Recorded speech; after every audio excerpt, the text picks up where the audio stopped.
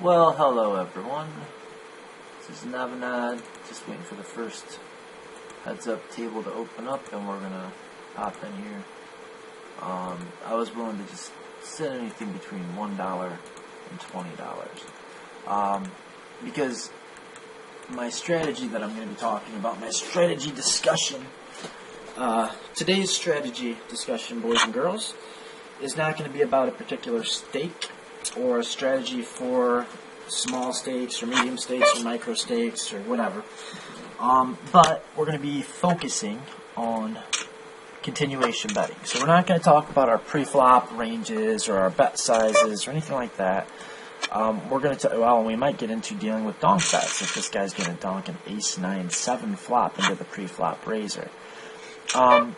Okay, so actually, in order to get a little more deviation between what is good for his range and what is good for my range, equity-wise, I think I'm going to start using a 3 times the big blind raising size, which I know I just said I wasn't going to talk about that, but it's important to understand that when you're playing heads up and you're using a min raise as your bet size, I lose more often when he checks than when he bets, I think. If he bets, he never has a value hand there. I don't think that actually takes that line. Anyway, so if we use a min raise, and he's only got to call a min raise, getting 3 to 1, then our range and his range will look an awful lot alike if he's not 3-betting very often. Now, if he is 3-betting a lot, and he's folding some, well then, yeah, we've got these different ranges. But I'm going to use a 3 times the big blind open raise, just to get a little deviation between his range and our range. If he's, probably looks like he's not going to be falling into. He doesn't seem like he's going to be 3-betting a lot. He doesn't think. He doesn't seem to understand range advantage. He doesn't appear to have a good grasp of that when he's donking into me on like ace XX as pre-flop caller out of position. So, but yeah, that's into that. That's the end of that. But really, we're going to be talking about just our continuation bet strategy. So, also, I'd kind of like to, enough talk about pre-flop, I guess.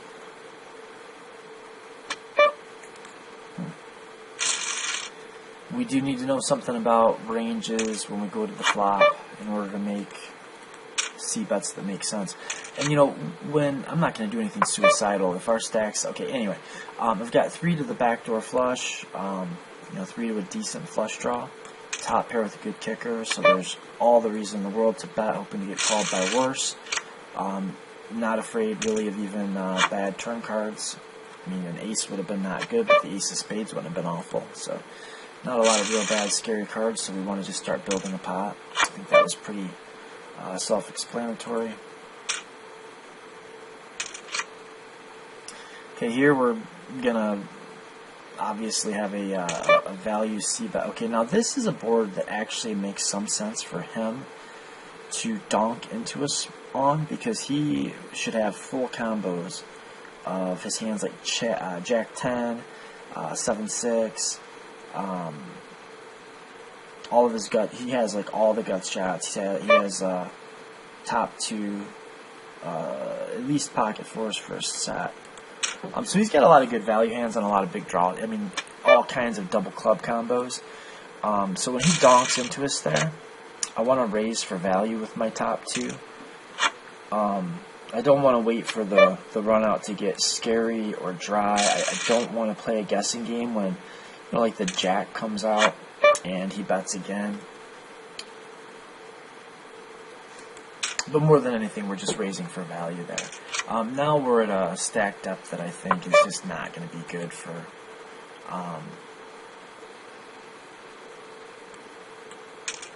for 3xing.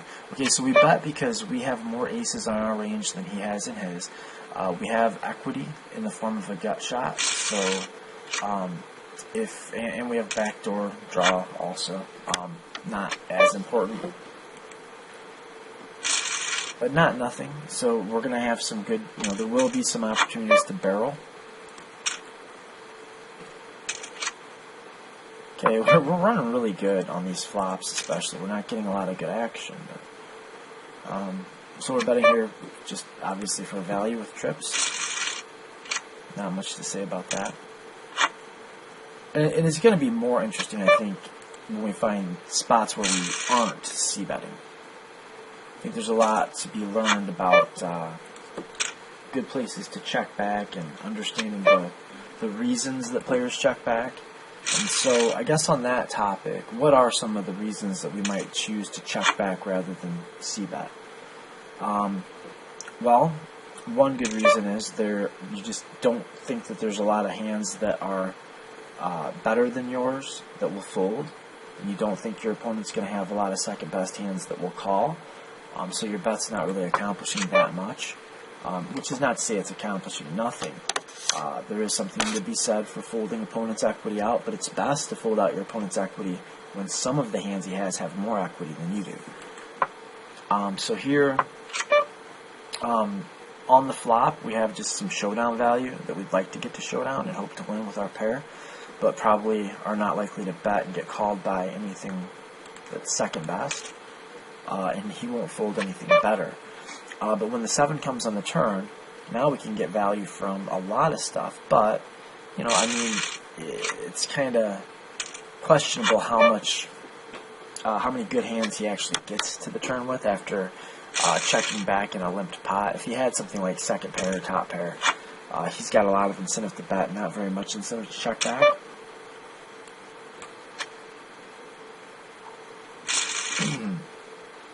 So on that 7 deuce hand, it could have made sense to go for a check raise, actually.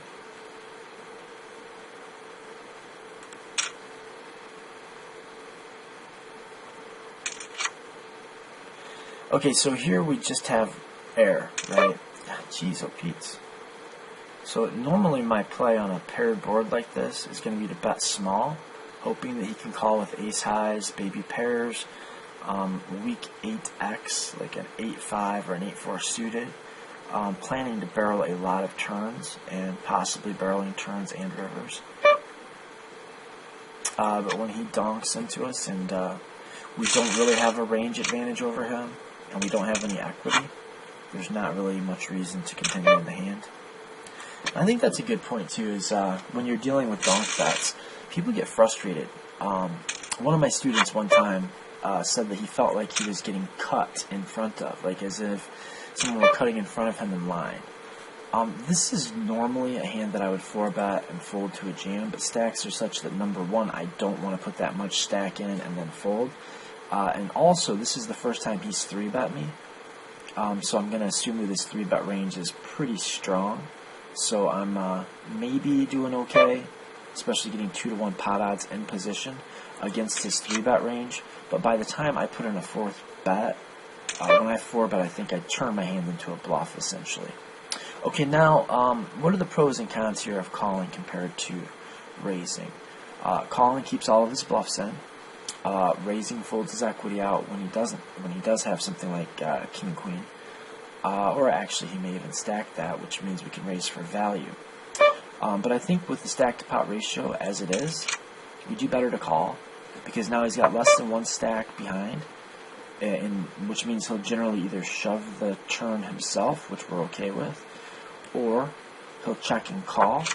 But I think we can do a little bit better by giving him one more stab at betting and basically making a bluff. And also then if he were to check, I think he's going to call an awful lot. I think this is thin, but I think we're at the very top of our range. We'll never have a better hand that checks back other than some kind of like quad. Now, we'll never have a better hand that gets here. And so we're at the very top of our range, so we need to raise for value. I do think it's unlikely he's going to call us, but we don't lose money when he doesn't call us. So I think we have to go for it. Hope he was playing pot control with like some kind of king-jack, and he stuck himself to the pot when he made that little bet. And, other than that, we just become pretty hard to play against. Ace-5 offsuit, I'm not, thrilled, but I think I do have to stack this. He's got less than 20 bigs. He's got 16 point something. It's real close. Yeah, I think we'll stack it. I'm not in love with this, but yeah. Like an ace deuce, maybe I could have found the fold button. And we're just hoping for a chop. When he turns over the ace 8, we're going to chop more than we're going to win, I bet. Okay, so now he's got a 20 plus big blind stack, so we don't have to worry so much about that. But now we have to worry about getting a reshipped on. So I think we need to have a range of hands that we still can raise, fold, but it's pretty gross. We don't want to do that very often.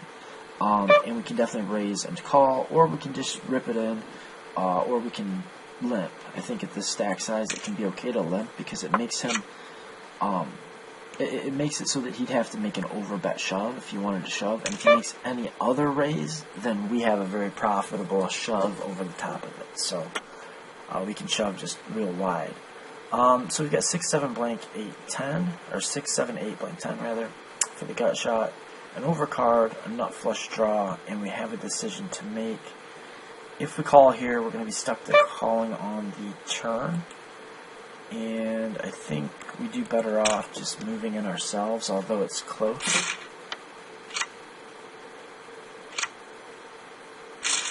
Well, we were drawn to the world, and we just didn't get there. This guy's getting upset.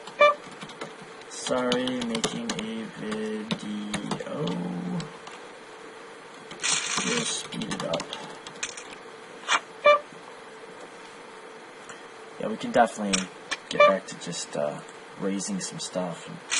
Okay, and I'm going to just plug my channel here. You can check this match out with analysis on YouTube. Navinad on NLH.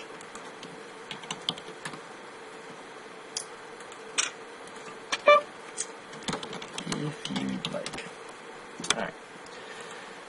So this is kind of devolved away from my original idea of just being about c-betting, and we've gotten into some other topics a lot because there have been some limped pots, and he has been donking some, so he limp raises. Our hand is, we don't like to see a limp raise when we're in the middle of our range, but look at this sizing. We're getting 1,000,000,000 to 1 with a hand that plays pretty good post flop, and it actually plays pretty well even against the top of his range. Like, it's not the worst hand to have against aces at this depth. We didn't really get anywhere on the flop, and I think, especially to a pot size c-bet, we just need to fold here.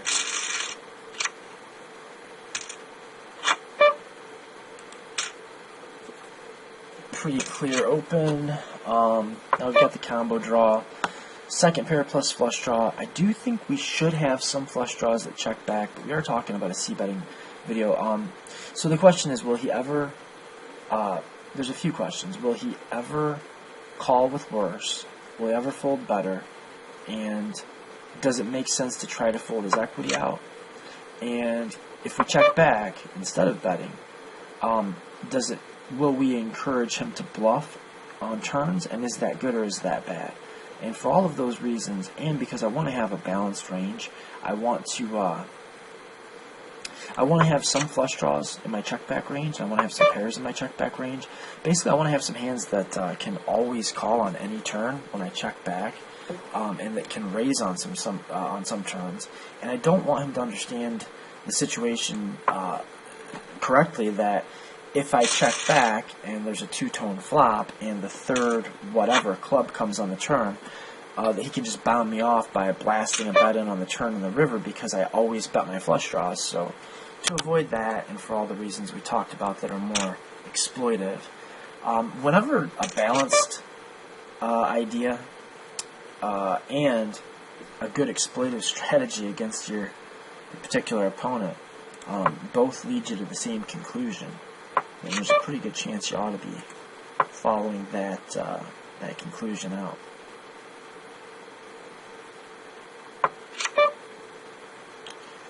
Well, it's hard for me to imagine what hands he calls a 3-bet with that don't have any beat here, and we're probably going to let him just show down a pair of like sevens, an awful lot, but what are you going to do? we can't value target such a specific range, you know. Okay, I think we can start opening 3 times the big blind again. It's kind of close, but damn, bad timing. Let's peel. Let's yeah, check this back. Now we've got a gut shot. We've got 2 overcards and maybe some fold equity. I don't think he's gonna fold a pair. He probably won't even fold like a good ace X at this point. So yeah, I don't think there's any incentive for us to bet here. He's not gonna. He could have called with some worse aces, but I doubt he 3-bets a bunch of them. Damn it. Notched.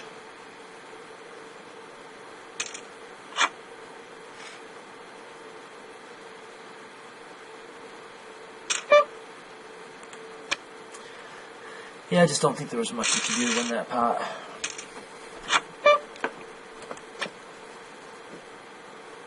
Now we're definitely back to the min-raise stack size.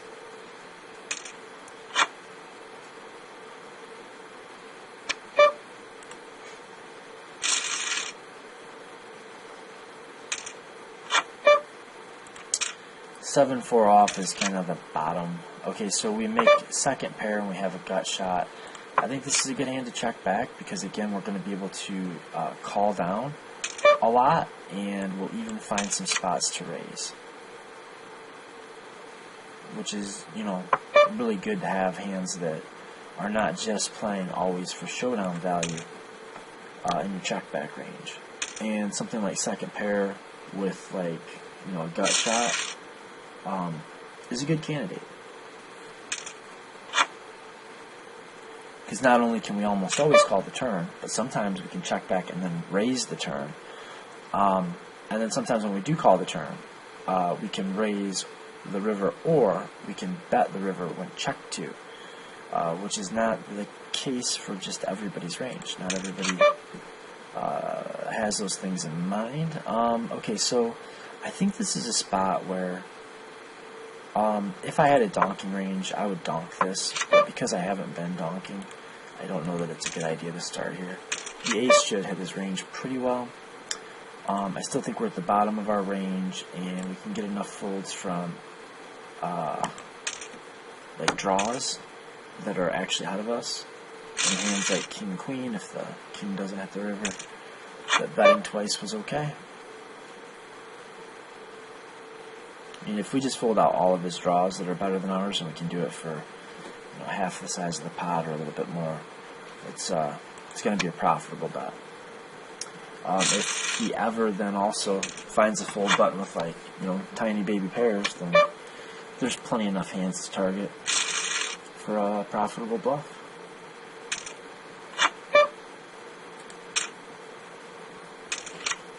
Oh, it's a pretty decent flop. We've got this flop so crushed that I'm real glad he donked. I was actually thinking about checking back. Wow. It's so hard for him to have an actual hand. We just need a call. And, yeah, we've got quads, so that's pretty good.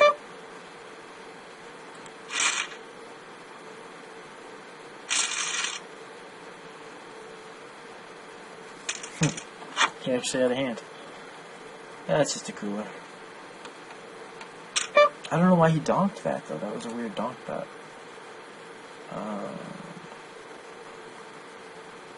He donked top pair on queen jack jack as pre-flop caller with queen 3. Very, very odd. And bad. I mean, really, that's probably bad. Shouldn't say that now that he's watching. I don't know if his stack is deep enough for us to call 3 times the big blind out of position at 86. It's close. It's close. Hopefully he gets frustrated and just rips it in here. Ah.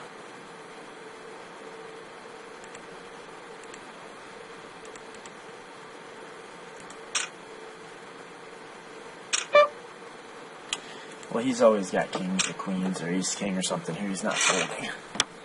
Sixes, that's a little goofy. Okay, so I guess that's how you do it. unfortunately, we didn't get to talk that much about continuation bets, but I think I'll go ahead and throw this on the site all the same, especially because I just played a guy and told him he'd be able to look at it there. Yeah, so hopefully we learned something. Maybe there was something that you hadn't thought about that I got across. Until next time, good luck.